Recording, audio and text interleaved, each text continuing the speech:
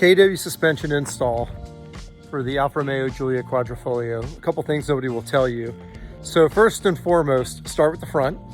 When you do the fronts, jack up both sides of the car, take the tires off, disconnect the sway bar on each side. It's gonna make your life a lot easier.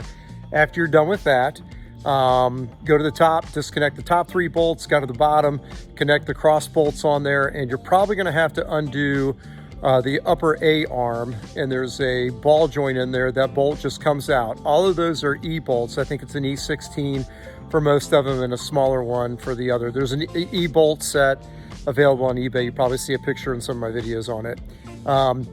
Knock that out, take it out. Just that simple. You're gonna get a spring compressor, you're gonna compress the string, you're gonna take the top cap off. Make sure you disconnect, at the very beginning of that, make sure you disconnect the active suspension control. So there's a wire up there, disconnect that before you do anything, open your hood and get that done. So it's step 1, step 2 of your sway bar. Then what you're gonna do is, you don't need the spring compressor to put the springs on. Look at the measurements. Now, a lot of people are gonna be, well, what was your measurement? I was about 15 inches from the center hole to the top of the spinner. And that wasn't enough. I needed to be up about, call it 7 turns from that to set the ride height. So go 15 inches plus 7 turns and set it. Set your set pin so it's facing out. And it'll be obvious to you on that. I set all of mine up on 3 and 3 across the board, on compression and rebound. Then just put them on. It's that simple, put them on. On the rear is tricky. So you have a twin spring, and it's a pain in the ass to do, I'm not gonna lie. So what I did is I used zip ties, thick zip ties, and I compressed it all the way down and zip tied it inside, not on the outside, because you're sitting on a seat and you've got a seat above, so you'll be able to get that zip tie out. So compress it so it's good and compressed. You can stand on it, compress it down, zip tie it down. Then take a spring compressor like I have, and then you're gonna come to the very bottom as low as you can go, and second to the top, because you've got that tower that's gonna go in there. You wanna compress it and then get it set in there and then release it, take it out, and then cut your band ties or your zip ties, and everything's gonna stabilize and fall into place. I am about a finger gap from the top, and that was enough for this ride height that's on there. Do that, and then you should be set. And you can watch my parts 1, 2, 3, 4, 5, 6, 7, 8, 9, 10 of these videos. But if anybody's got any questions, just ping me. Okay, it's bright and early the next morning. We have got to, that's low. We got to raise that up a little bit, and we got to fix this right rear. So this will be a little bit fun. Not gonna lie, my motivation factor's running low today, but holy cow, you can see, like, that's, well, the sun's not on it. Let's come over here. You can see that's really low. So we're gonna have to get the fronts up a bit. Hopefully this will be a quick thing to do. Probably gonna have to get in there and compress the springs a little bit to get into it. Car is filthy, holy cow.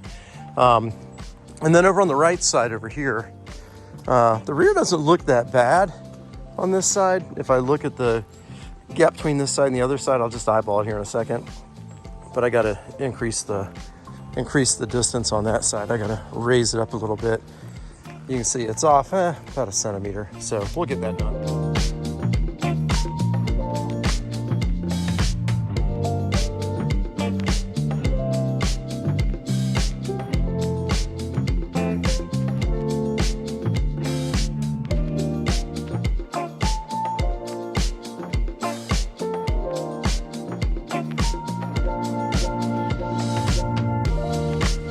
Okay, that side was incredibly easy.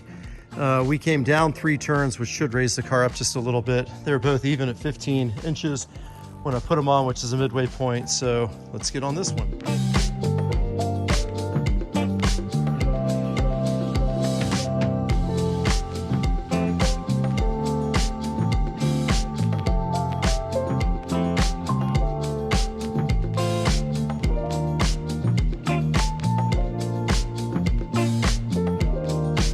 Okay, they went incredibly fast, and I'm just gonna give you a little tip. If you're doing this yourself at home, jack both sides of the car up. Last night we only jacked up one, and getting that sway bar link was an absolute pain in the ass. I think I knew that, I just got a little bit dumb.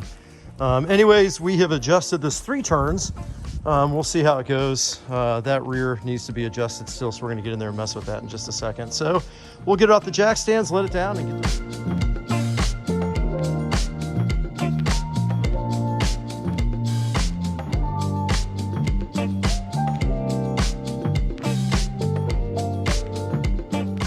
look at that wheel clearance. That's a lot better than it was. I haven't done anything on the rear yet. I'm gonna miss my alignment appointment if I don't go. And I got lifetime alignments with this place, so I'm gonna run it down there. And okay, we did not get the alignment done. The car was too low for them, so I came back and I made some adjustments. I think we got our ride height pretty much perfect where I wanted. I got everything measured out, set up. I got the sway bar link taken care of. That was not completely tight. So holy shit, that took more time than it needed to, but oh, you know, it is what it is. Shit happens.